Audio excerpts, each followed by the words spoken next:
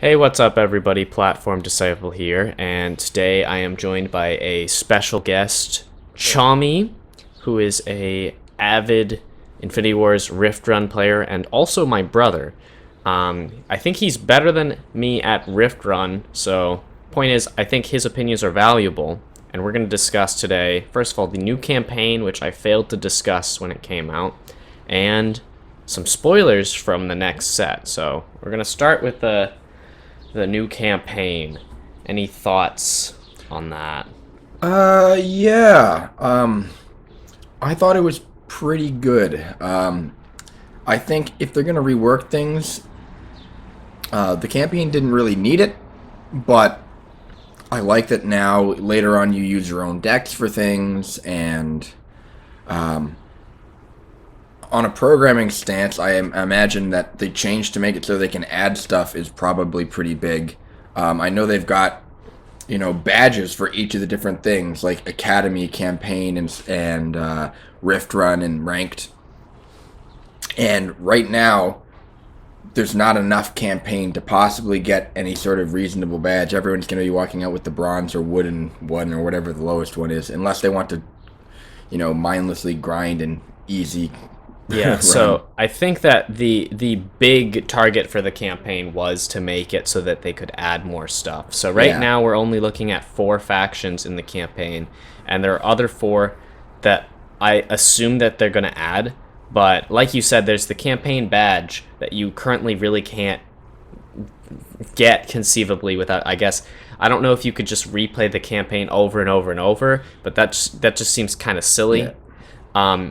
However, what I am hoping is that at some point they're going to integrate into the game some like challenging story mode campaigns. Yeah. Similar to perhaps how Naxxramas and the other adventures in Hearthstone work, where perhaps there would be rewards in the form of cards or a card back that says you have beaten the campaign at X level difficulty.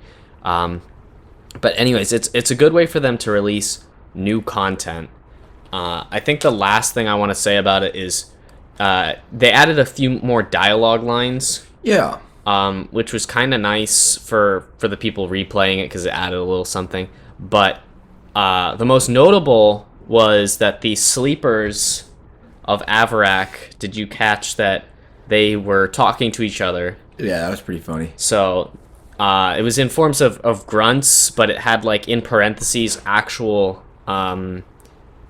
literate sensical text, and I thought that was funny. First of all, I mean, it was in there as a joke, but it never crossed my mind that the sleepers might be sentient. Yeah. Which I guess makes some degree of sense, but that just adds more to the story for me. So, anyways, now we're going to look at the new cards that are going to be coming out in the next set. I've already seen them, so I've already formulated my opinion, but I want to hear what you think about each of these, and then I'm going to share what I think. All right. So, right off the bat, we're going to start with, where is he? Ixie the Annoying, and he is a 1-cost...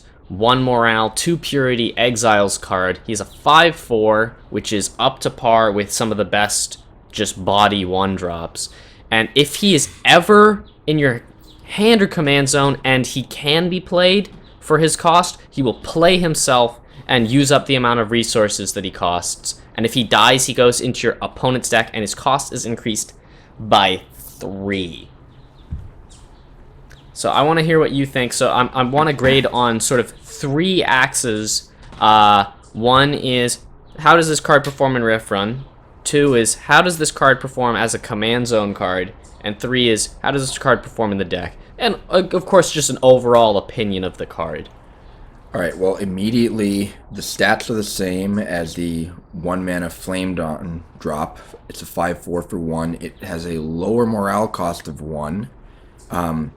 So in that sense, it's a strict upgrade. And then its ability is also a strict upgrade unless the game is long enough that then you get him again. Because when he gets dropped and wastes 4 mana of your opponent's, like, that's a large amount of value. It's as if they missed Yeah, it's card very, very huge. because it's essentially a 5/4 isn't that influential in the game, so it's like discarding a card and then losing 4 mana. It would be like missing a death ray.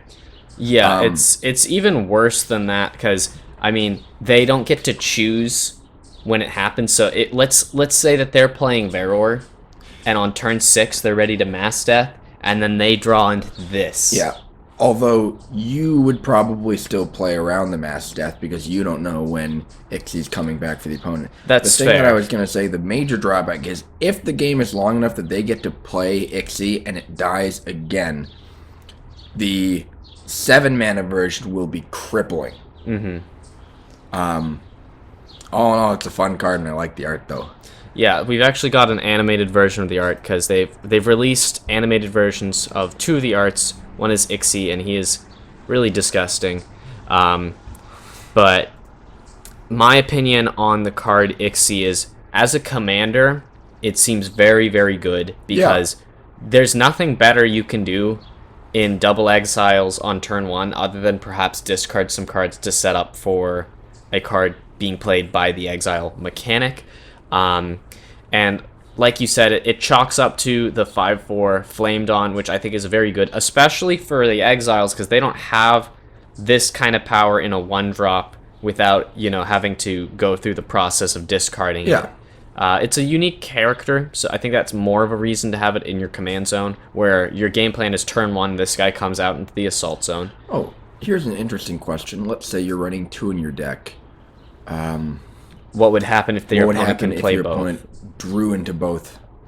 That's a good question. So I think the answer is that they could only play one, probably the first one that entered their hand. hand. Realistically, how often are they going to have both enter their hand at the same time? There are some cards that'll draw.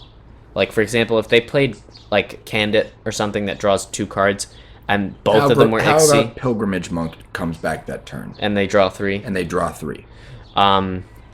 I mean, it could happen. And it's just an interesting thought. It's worth noting because I think that there is a chance that some of these cards that we're going to look at might have bugs, and if any of them have bugs, if one of them have bugs, my first choice would be Ixie. Looks like a card that would be difficult for some programming purposes. It's possible that they just play both. I think it's a very minor thing as long as it just doesn't crash the game and it's consistent. Yeah. Okay, so I think we've talked about Ixie enough. First of all, Rift Run, I think, totally playable. Yeah, definitely playable. And I would say it's an above-average pick. It's not amazing. I think the best cards in Rift Run are ones with a lot of utility to them. I think if you could somehow get it in the command zone, that seems like... Oh, yeah. That seems to be very, very strong. Alright, so we're going to move on to the next card that we have animated. We're going to look at the animation first. This is Death Blast. It's a Veror card. Well, it looks like it's going to destroy an artifact or location. It does damage to the enemy's fortress. It's double purity, 5 costs. It's a unique ability. I believe we only have one other unique ability in the game, which is the Calamity, and I don't know if the unique effect does anything. Talk about that in just a minute. And it says, deal 2 damage to an enemy's fortress for each character card in that player's graveyard. So, my initial thought is we have in the same slot Fortress Blast, I believe it's called. 5 cost, does 12 damage. I'm going to just quickly check that because I've got the wiki open. I think it's just Dark Blast. Is it Dark Blast? Yeah, it's Dark Blast. And Dark Blast is the obvious competing card because it's the same mana cost, same purity, and does 12 damage. So for this new card, for this Death Blast to be viable, your opponent has to have more than 6 characters in their graveyard, which against certain decks it's going to be well over 6, but you never know. It could be less. It has something to compete with. My immediate reaction is bad pick in Rift Run. Yeah. Like almost undoubtedly a bad pick. It's not going to set you ahead in tempo.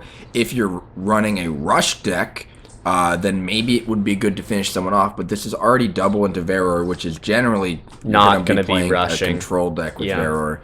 And even in Constructed, I think main decking it is highly questionable. It would be a sideboard maybe. I did have a Veror sort of rush burn deck that ran Dark Blast. It also ran, I forget what it's called. It's like Reign of Veror or something like that. 2 costs, does 10 damage to your enemy's fortress and 10 to yours. Where the purpose of the deck was to just get ahead and then get board control and then just rip through their fortress as fast as possible. And this is potentially a better card for that strategy. I think what's most notable about this card is that the variance in how effective it can be is very high. Like, if you're playing against a sleeper swarm deck, there's a chance that this card could be doing literally like 50 damage. Yeah. And like I wanted to say before, unique ability, we have the Calamity, but I don't know if unique ability means anything. One possibility might mean that you can only play 1 a turn, but you would never care to test that on the Calamity, because why would you ever need 22 mana and double Calamity in 1 turn? It just doesn't make any sense. Whereas perhaps this will actually be relevant. That's interesting. I didn't even really pay attention or notice that. I'm guessing you're right, though. You can't play 2 in the same turn. Yeah, it's possible, but I assume there's going to be more unique abilities within this expansion. There might be, but keep in mind that unique abilities, as far as we know, are extremely rare, because we've got the Calamity and now we have this, and I don't think there are any others. But I think we've seen enough of Death Blast.